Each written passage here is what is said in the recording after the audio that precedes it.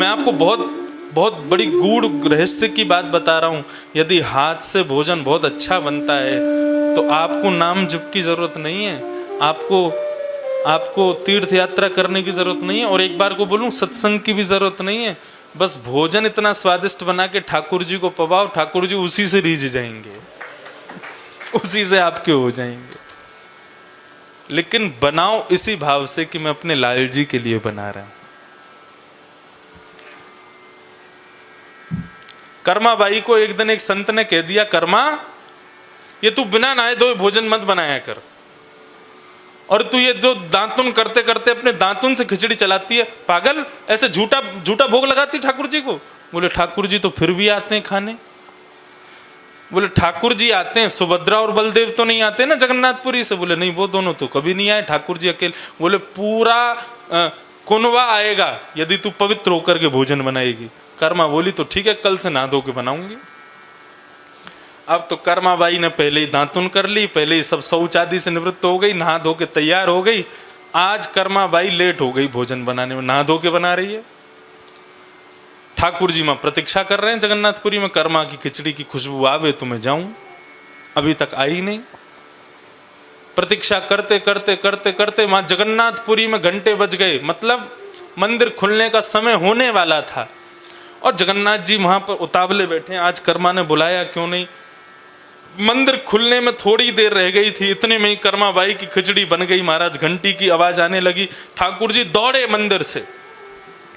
मंदिर से दौड़ करके देखे तो आज तो कर्मा बाई बड़ी सुंदर बन के, बिल्कुल साड़ी वाड़ी पहन करके बिल्कुल स्वच्छ होकर के खिचड़ी लेके बैठी थी।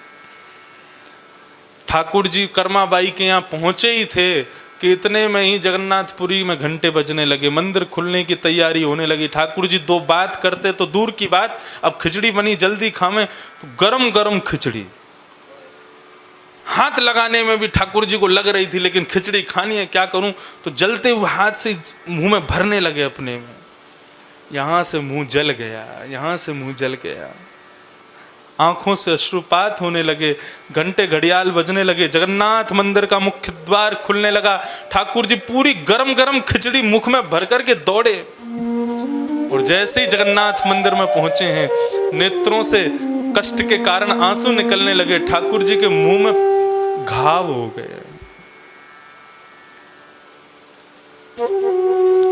रात्रि में कर्मा बाई को स्वप्न दिया जगन्नाथ जी ने, कर्मा आज मैं पूरे दिन कुछ नहीं खा पाया, क्यों? तेरी प्रातःकाल की खिचड़ी इतनी गर्म थी कि पूरे मुंह में घाव हो गए। लाल जी मैंने तो आज बड़ी स्वच्छ होकर के बनाया था, नहा धो करके दांतुन आदि सब करके फिर बनाई थी। बोले आज की तेरी खिचड़ी स्वादिष्ट भी नहीं थी और बहुत गर्म थी। कर्मा तू नहाने धोने और उन सब की चिंता मत किया कर, तू जैसे हमेशा बनाती है वैसे बनाया कर, मुझे वही खिचड़ी पसंद है। प्रेम से तुझसे दो बातें करूं, तेरे सामने तुझको निहारूं। अरे खिचड़ी खाने थोड़े आता हूं, मैं तो तुझको देखने आता हूं, तुझसे मिलने आता हूं। तू जैसी व्यवस्था से रोज बनाती है वैसी बनाया कर। ये नहाने धोने में समय व्यर्थ करती है, मैं लेट हो जाता हूं दर्शन देने के लिए। अगले दिन से कर्मा ने फिर से नियम तोड़ दिए, बिना नहाए धोए और दांतुन करती हुई फिर से खिचड़ी बनाने लगी। श्री जगन्नाथ जी आज भी प्रेम से पधारे, कर्मा बाई को देखते हैं और उसके हाथ से खिचड़ी खा रहे हैं। तो मेरी बात को आप अन्यथा मत समझिएगा, मैं अटल सत्य के साथ बोल रहा हूं। आपको नाम जप की आवश्यकता नहीं है, आपको तीर्थ यात्रा की आवश्यकता नहीं है, और कह दूं तो कोई अतिशयोक्ति नहीं, सत्संग से भी वंचित हो जाओ तो हो जाना, लेकिन पाक सेवा यदि आपके हाथ में बहुत अच्छी है तो ठाकुर जी का चिंतन करते हुए सुंदर सुंदर भोजन बनाने लग जाओ। आपकी भोजन शैली से ही प्रसन्न होकर लाल जी आपको मिल जाएंगे। एक ब्रजवासी कह रहा है, एक वक्ता कह रहा है, मेरी बात को आप अन्यथा मत लीजिएगा, मैं सत्य कह रहा हूं, ठाकुर जी मिल जाएंगे।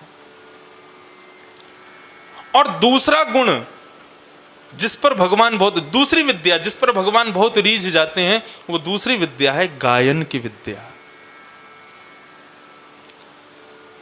यदि कोई व्यक्ति बहुत अच्छा गायक बन जाए, अच्छा एक तो बहुत बड़ी बात है ना, गायक बहुत अच्छे बन जाएं तो अभिमान आ जाता है।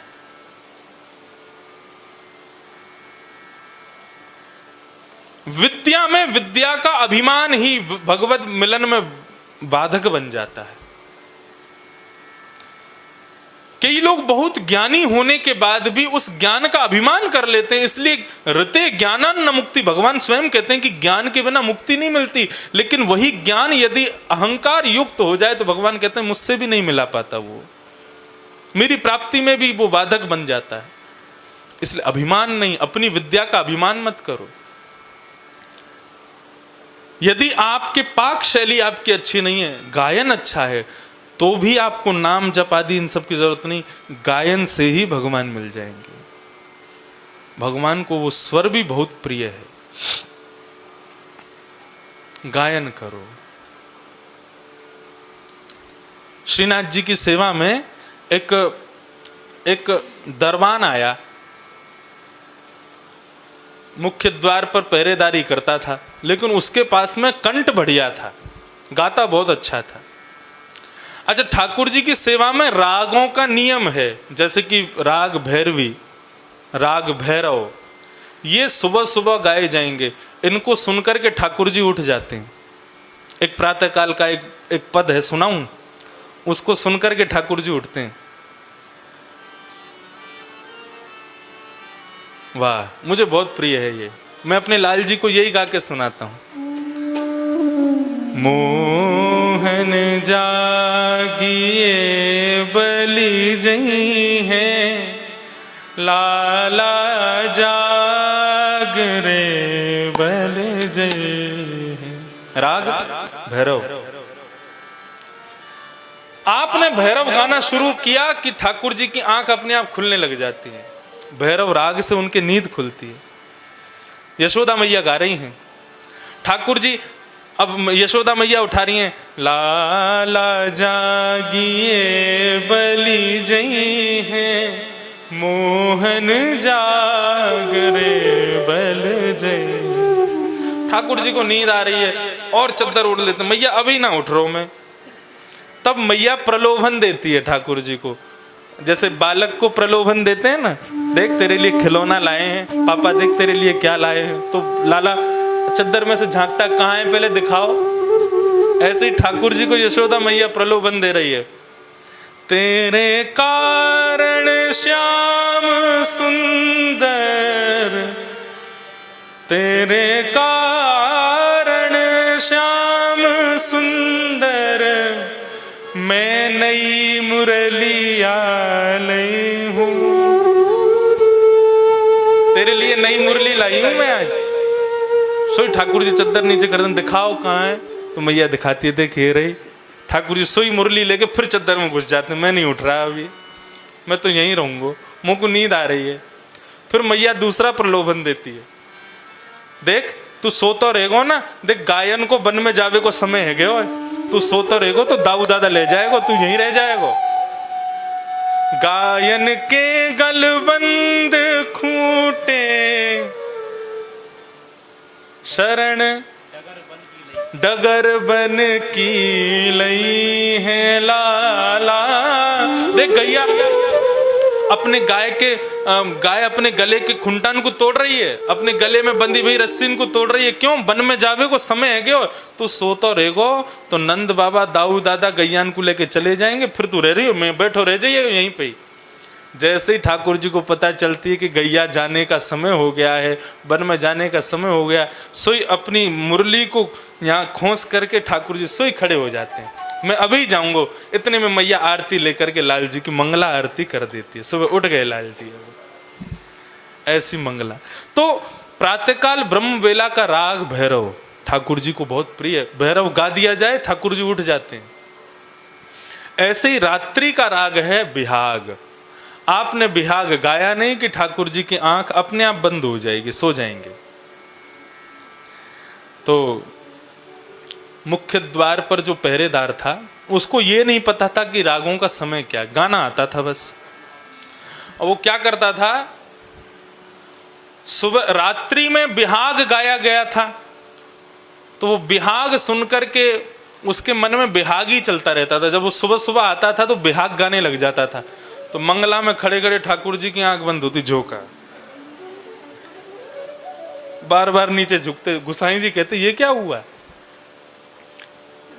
रात्रि में ठाकुर जी बिहाग सुन के सो गए और वो पहरेदार को छोड़ के गुसाई जी आदि सब मंदिर बंद करके चले जाते। वो रात में गाता लाला जागिए। अब रात में 12 बजे जब गाते तो ठाकुर जी उठ जाते। बोले रात में कौन गा रहा है भाई? उठ के बैठ जाते और पूरी रात वो भैरव गाता। ठाकुर जी बैठे ही रहते, नींद आती, फिर से स्वर सुनाई देता, फिर उठ जाते। दूसरे दिन गुसाई जी आरती करने के लिए पधारे। मंगला में ठाकुर जी की आंख बंद हो रही, पर्दा लगा के गुसाई जी बोले लाल जी क्या हो गया आजकल, आप क्या सुबह सोते हो रात में जगते हो? बोले अरे गुसाई जी आपने नया पहरेदार रखा है ना, ये रात में 12 बजे बिहाग गाता है और सवेरे रात में 12 बजे भैरवी राग गाता है, रात भर सोने नहीं देता, सुबह मुझको नींद आती है। तो स्थिति ये हुई कि महाराज गुसाई जी ने कहा हमारे लाल जी को इसकी वजह से कष्ट हुआ। तो गुसाई जी ने उस पहरेदार को सेवा से निकाल दिया, जाओ आज के बाद मत आना यहाँ पे, तुम्हारी वजह से ठाकुर जी को कष्ट होता है। रात्रि में शयन के बाद में कपाट बंद करके ठाकुर जी गुसाई जी चले गए। रात भर लाल जी सोए नहीं, ठाकुर जी जगे रहे। कभी खिड़की में से झांके, कभी बोले वो कहाँ गया पहरेदार, अब तो वो दिखाई नहीं देवे। सो दूसरे दिन गुसाई जी ने मंगला के लिए जैसे ही दर्शन खोले, मंगला करने लगे, ठाकुर जी क्रोध में खड़े थे। गुसाई जी ने पर्दा लगा के बोले आज लाल जी गुस्सा क्यों आ रहा है आपको? बोले रात भर हमको नींद नहीं आई। बोले क्यों नहीं आई? अब तो मैंने वो पहरेदार हटा दिया। बोले नहीं, अब तो मुझको भैरव सुन के ही नींद आती है, अब मेरी दिनचर्या बदल गई, अब मुझे बिहाग सुन के तो आंख खुलती है और भैरव सुन के नींद आती है। उसको दोबारा बुलाओ।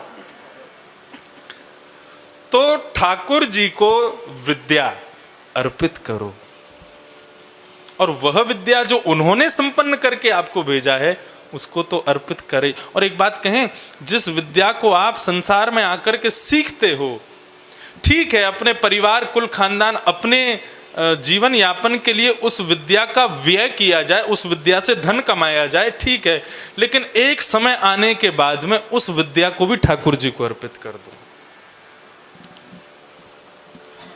जब लगे कि हाँ अब सब ठीक है, अब मुझे जरूरत नहीं है ज्यादा, तो उस विद्या का प्रयोग भी ठाकुर जी के लिए करने लग जाओ।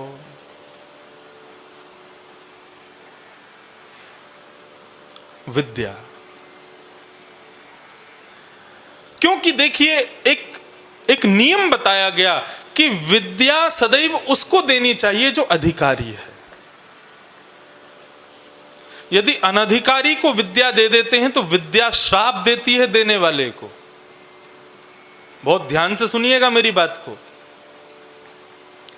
यदि अनधिकारी को आप विद्या प्रदान करते हैं तो विद्या, जो विद्या आपके पास है वो आपको शापित कर देगी।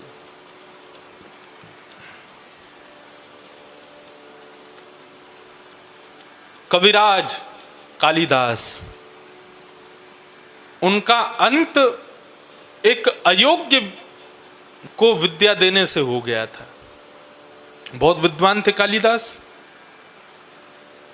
उनकी विद्या की पराकाष्ठा अतिश्रेष्ठ, लेकिन काली के बड़े भक्त थे। तो एक बार उन्होंने, जैसे लोग भगवान श्री कृष्ण के अंग प्रत्यंगों का अपने अपने पदों में अपने ग्रंथ में करते हैं, ऐसे कालिदास ने काली के अंग का वर्णन किया। कालिदास से एक अपराध हो गया। अब इसको अपराध नहीं कहेंगे, क्योंकि बड़े जन जो कुछ भी करते हैं वो हमको शिक्षा देने के लिए करते हैं, भले उससे उनका अनिहित हो जाए। कालिदास से क्या हो गया कि उन्होंने काली के रूप का वर्णन किया, तो काली तो माँ है, उनके रूप का वर्णन किया, भुजाओं का वर्णन किया, पैरों का वर्णन किया, सब ठीक था, लेकिन काली की जंघा का वर्णन कर दिया जो कि अपराध है। वो माँ है, आप माँ के अंग प्रत्यंगों का वर्णन नहीं कर सकते, वो वर्णन योग्य नहीं है। लेकिन कालिदास के मन में ये विकार नहीं था, पढ़ने वालों में तो विकार है। कालिदास ने वर्णन कर दिया, पढ़ने वालों ने उस पर ऑब्जेक्शन कर दिया, बोले कि काली की जंघा का वर्णन कर रहे हैं। सब क्रोधित हो गए कालिदास से।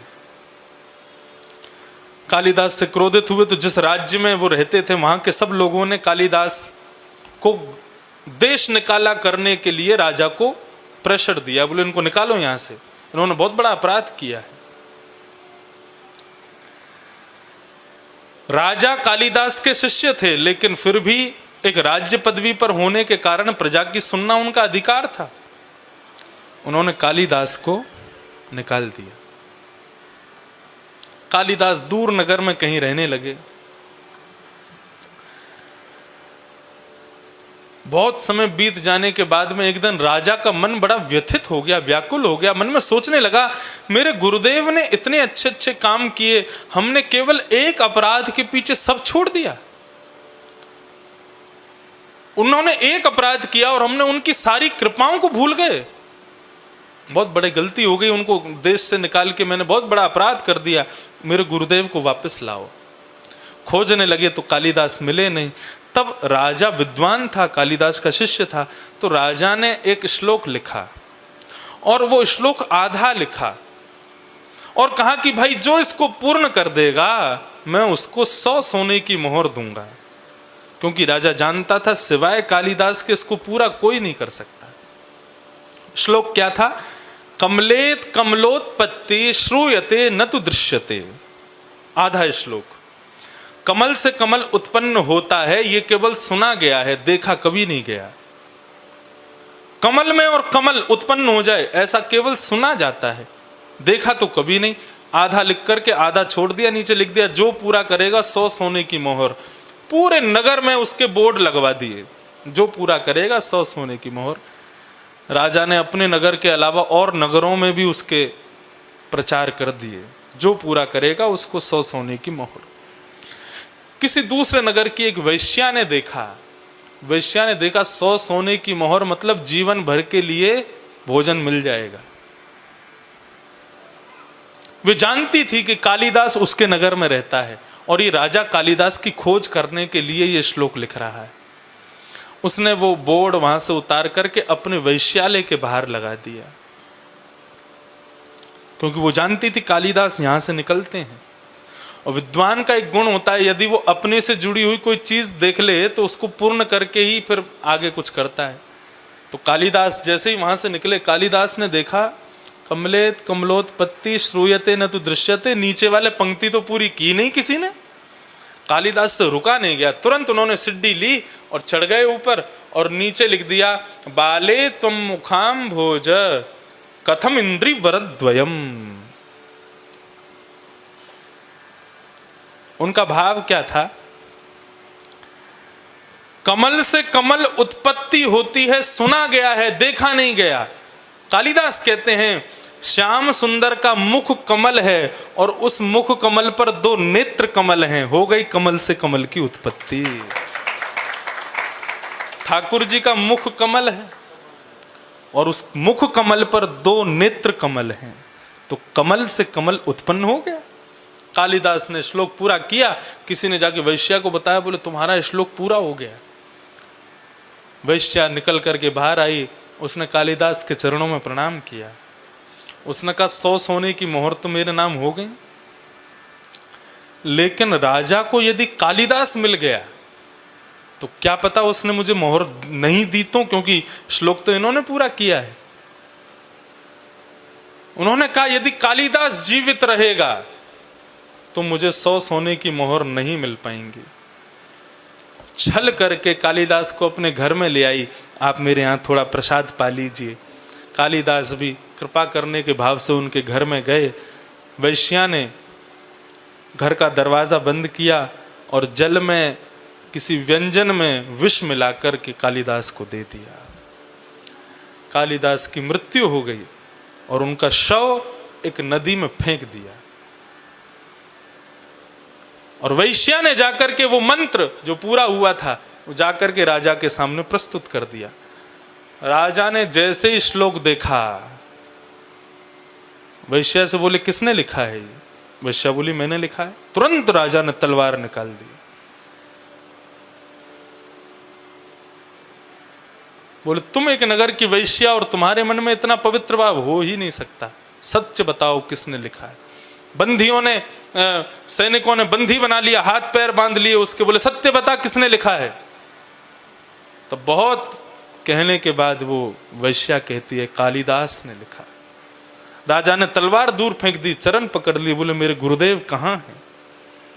तू सो नहीं, तेरे को 500 मोहर दूंगा, लेकिन मेरे गुरुदेव का परिचय दे, वो कहाँ हैं? वैश्या घबराने लगी, कैसे बताऊं? तो वैश्या ने बताया, मुझे लगा कि कालिदास यदि आपको मिल गए तो आप 100 सोने की मोहर नहीं दोगे, इसलिए मैंने कालिदास को विष दे दिया। उसी समय राजा ने उस वैश्या का सर धड़ से अलग कर दिया, कालिदास के शव को खुजवा करके उनका अंतिम संस्कार किया।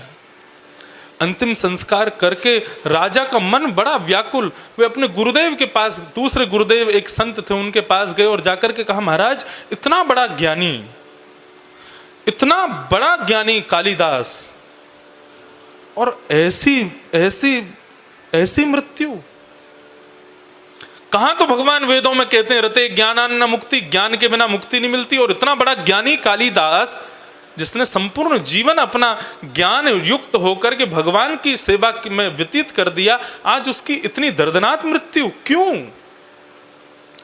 तब उस संत ने जो बात कही वो सुनने योग्य है। उन्होंने कहा कि देखो कालिदास था ज्ञानवान, बहुत विद्वान, लेकिन कालिदास ने एक सुंदर विद्या को एक कुपात्र वैश्या को दे दिया।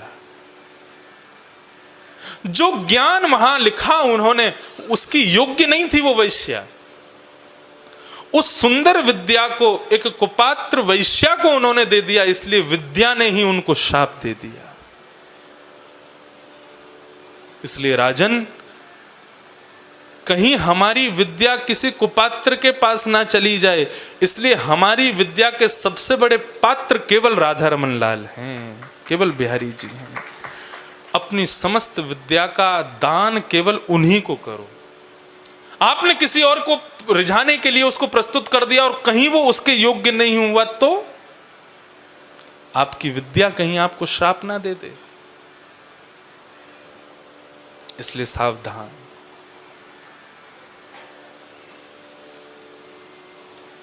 विद्या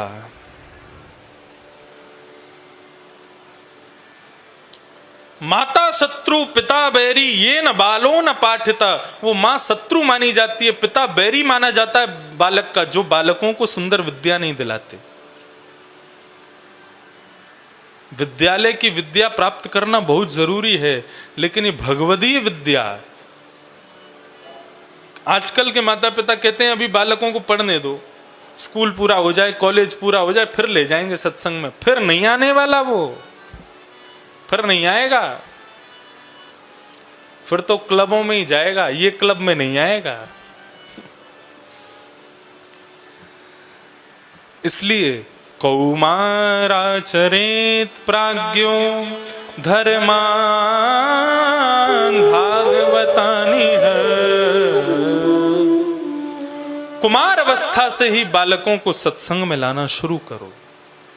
मुझे कल बता रहे थे कि हमारे साईं अम्मा के दरबार में किसी नए व्यक्ति को प्रवेश नहीं है। यहाँ पर सेवक सेवा कोई करना चाहे तो किसी नए को प्रवेश नहीं मिलता। जो पुराने हैं उन्हीं के बालक पर शिष्य बालक ही यहाँ पर सेवा में आते हैं। क्यों? क्योंकि किसी नए को प्रवेश दे दिया तो एक दूषित मछली सबको बिगाड़ देगी। इसलिए यहाँ सब पुराने हैं, और यदि किसी को आना है तो 1-2 वर्ष तक अपने आप आओ, तुमको निमंत्रण भी नहीं आया, वो सब बता रहे थे। इसीलिए तो यहाँ पर इतना शिष्टाचार है, यहाँ पर इतना डिसिप्लिन है, क्योंकि रक्त में वही साईं अम्मा के समय में जो उनके अंग सेवक रहे होंगे, उनके रक्त में जितने भाव थे वही दूसरे उनके वंशजों में वही रक्त बह रहा है। इसलिए ये सब कुछ यहाँ पवित्र है, शुद्ध है। आज की सदी में इतनी विषम परिस्थिति में भी ये शिष्टाचार है। मैं तो सत्य बताऊं, हमें सीखना चाहिए। किसी संत के आगमन पर, किसी विद्वान के आगमन पर यहाँ प्रणाम नहीं किया जाता, उसको आशीष दिया जाता है। वाह! ना आशीर्वाद लिया नहीं जाता है, दिया जाता है। और आपको एक बात बताएं, ये कोई आपकी परंपरा है नहीं, ये सबकी परंपरा ही यही है। श्रीमद् भागवत में स्पष्ट वर्णन है। जब श्रीमद् भागवत की कथा पूरी होती है तो श्रीमद् भागवत में स्पष्ट वर्णन है कि उस समय श्रोताओं को, वक्ता को प्रणाम नहीं करना चाहिए, भुजा उठा के आशीष देना चाहिए। श्रोता अपने हृदय से आशीष दें, हे व्यास जी आप जुग जुग जियो, प्रसन्न रहो। क्यों आप जुग जुग क्यों जियो? लोग प्रार्थना क्या करते हैं, हम जुग जुग जीवे ही आशीर्वाद दो।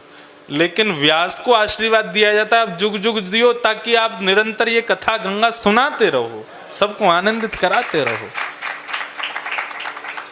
तो ये परंपरा, इससे सीखना चाहिए। ये हमारी परंपरा है, हम लोग भूलते जा रहे हैं। विद्या, विद्या पर कितना बोलूं, मैं बोलता ही चला जाऊंगा। लेकिन जो हमारे ग्रहण योग्य बात है वो मैंने कह दी है। 2-3 नोट समझ में आए। पहली बात, विद्या किसी कुपात्र को नहीं देनी, भगवदीय विद्या का विक्रय नहीं करना, और प्रयास करें कि जो विद्या हमारे पास है हम उससे ठाकुर जी को रिझाने का प्रयास करें। भक्ति का मतलब ही यही है, कोई अतिरिक्त, कोई अति किसी से सीखनी नहीं है कि ये ऐसे करते हैं तो मैं भी ऐसा करूं, नहीं। कॉपी कभी मत करना किसी की। सदैव आपके पास जो है उसको ही भक्ति बना करके प्रस्तुत करो। विद्या, विद्या के बाद में जो 9वां लक्षण है धर्म का, वो है सत्य। सत्य बंधुओं धर्म का लक्षण नहीं है, सत्य स्वयं लक्ष्य, स्वयं धर्म है। या फिर ये जितने भी मैंने आपको बात बताए हैं ये कोई भी लक्षण मत समझो, ये स्वयं धर्म है। सत्य स्वयं धर्म है। क्यों है धर्म? असत्य आप किसी से भी बोल सकते हो, असत्य आप किसी को भी सुना सकते हो, लेकिन जब स्वयं सुनने की बारी आएगी ना तो आप स्वयं असत्य नहीं सुन सकते। आपको सत्य ही चाहिए। आप किसी से भी झूठ बोल सकते हो, लेकिन जब अपनी बारी आती है तो आपको सत्य ही चाहिए। इसका मतलब क्या है? सबको सत्य चाहिए। असत्य कोई नहीं सुनना चाहता, झूठ कोई नहीं सुनना चाहता, सब सत्य ही सुनना चाहते। सत्य को श्रेष्ठ इसलिए बताया गया, अरे श्रीमद् भागवत का प्रथम श्लोक तो सत्य की ही वंदना करता है। श्रीमद् भागवत जैसा विशाल ग्रंथ, महान ग्रंथ, स्वयं श्री बांके बिहारी जी का वांग्मय स्वरूप है, वाणीमय स्वरूप है श्रीमद् भागवत। उस श्रीमद् भागवत का जो प्रथम श्लोक है वो सत्य का वंदन करता है। जन्माद्यस्य यतोऽन्वयादितरतश्चार्थे स्वविज्ञस्वराट्